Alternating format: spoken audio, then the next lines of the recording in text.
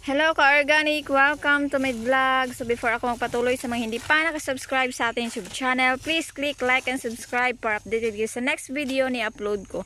So ngayong hapon is nag-harvest tayo ng ating purple corn, naturally grown purple corn. Ayan po si Sir Alex nag-harvest. Hi Sir Alex! Hello ma'am! Go organic! So, ayan. Lagay namin dito sa isang tabi. Ayan. Yan siya. Tapos, balatan namin. After mabalat, ito na siya. Ayan. Oh.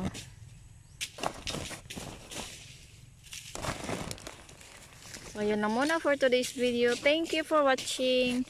Go Organic Purple Corn. Ayan.